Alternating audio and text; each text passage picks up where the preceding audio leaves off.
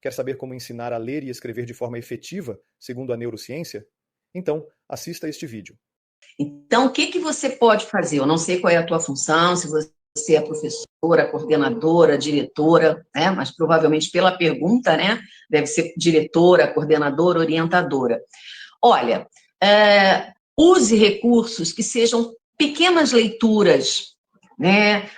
Traz com o seu professor algumas conversas com ele, pergunta assim, você tem ideia de como a gente aprende?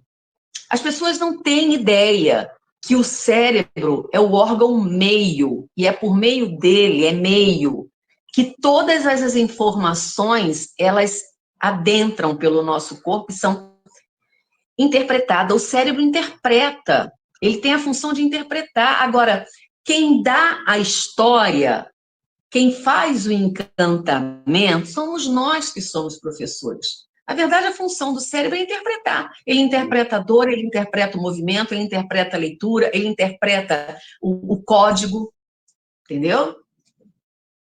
Então, não sei se nós temos esse know-how de verdade, Simone, para a gente pode despertar, conscientizar. Eu acho que fica uma coisa muito pesada para o professor. O professor precisa estudar, né? Ele precisa sentir essa necessidade, que não dá mais para ser beabá, biobobó, né? Vovô, não dá mais para ser dessa maneira. Ele precisa ter essa consciência, desenvolver a consciência mesmo daquilo que o nosso estudante ele está recebendo como uma informação, tá? Eu concordo. Inclusive, um dos objetivos dos nossos encontros, né, às quartas-feiras, é justamente chamar os professores para esse debate, né? O que é que a gente pode aprender, né, na área de ensino de linguagem, na área de ensino de matemática, de ciências, né? O que a gente pode aprender para fortalecer o aprendizado dessas crianças, né? Desde lá, a educação infantil, desde as crianças menores, passando pelos anos iniciais do ensino fundamental.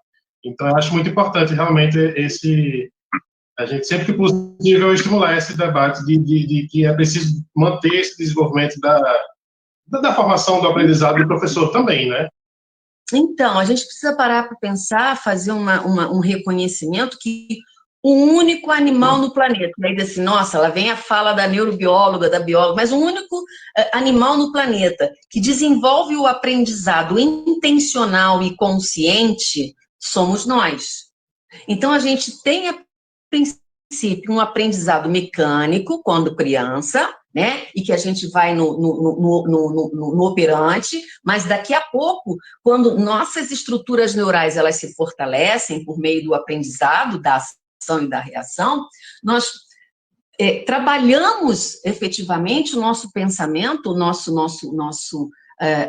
relação daquilo que está sendo estimulado e trabalhado por meio dessa consciência. Então, assim, não é só na leitura e na escrita, mas a matemática, a história, a geografia, a nossa vida, ela é um processo o tempo todo do aprendizado, o tempo inteiro. Né? Então, eu digo, o passado a gente aprendeu, assimilou, tá aí, passou, é memória. E sabemos que o nosso cérebro, ele tem trilhões de conexões para nos ajudar a formar esse aprendizado. A cada nova experiência, uma conexão nova, ela é fortalecida e se constrói um aprendizado.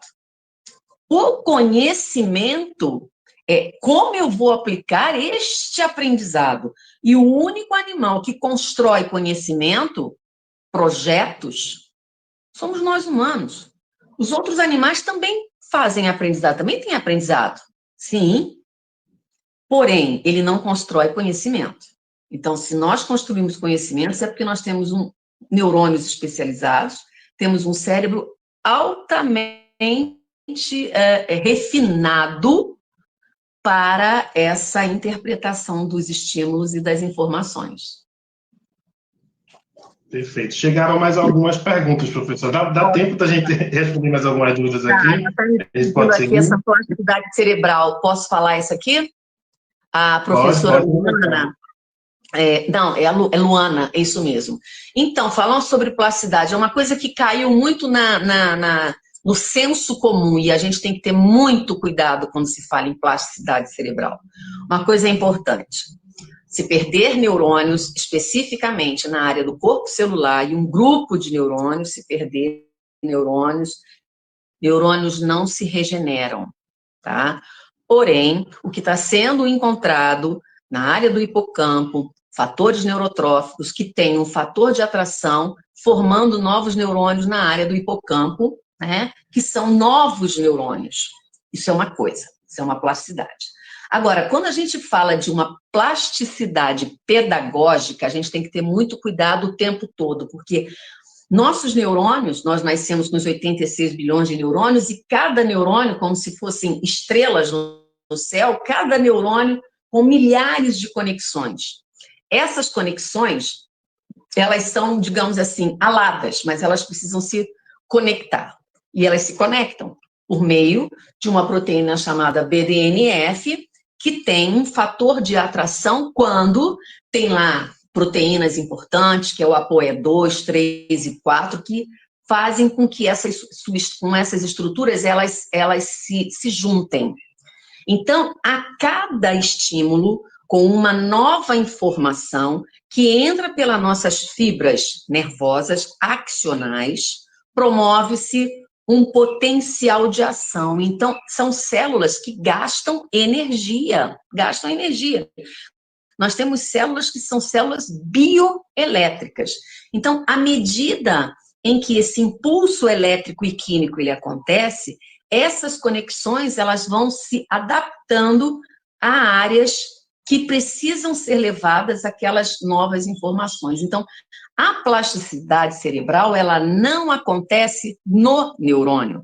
A plasticidade, ela acontece nas células da glia, nas células astrócitos, que são células do tecido neural coadjuvantes aos neurônios.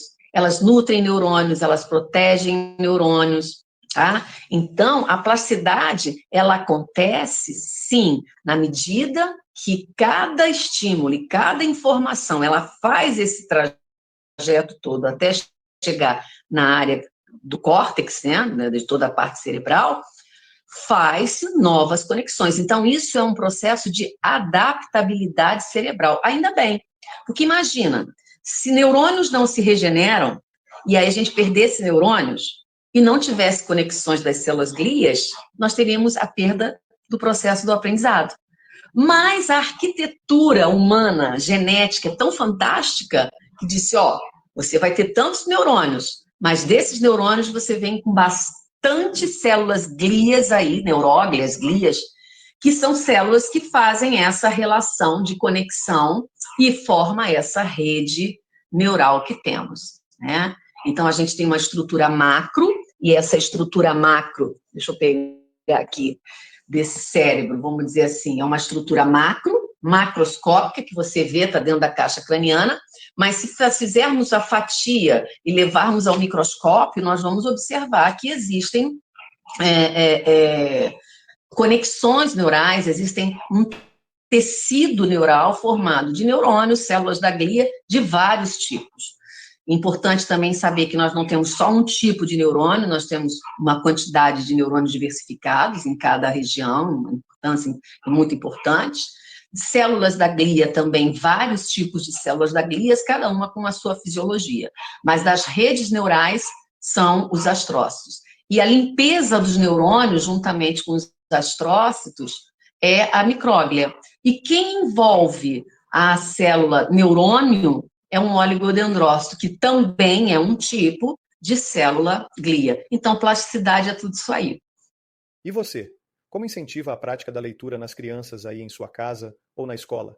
Conta pra gente nos comentários. Se você quiser algumas dicas sobre como motivar sua criança a ler ou entender como neurociência e educação andam juntas, me fala no comentário que eu posso produzir uns vídeos sobre isto também. E se curtiu essa dica, segue a gente, dá um like e compartilha com todas as educadoras e pais que você conhece. Vamos juntos estimular o prazer da leitura nas crianças. E se você quer fortalecer a leitura de suas crianças, aproveite que eu coloquei para download gratuito meu livro Consciência Fonológica na alfabetização e no letramento infantil. Acesse escribo.com/ebook e baixe agora.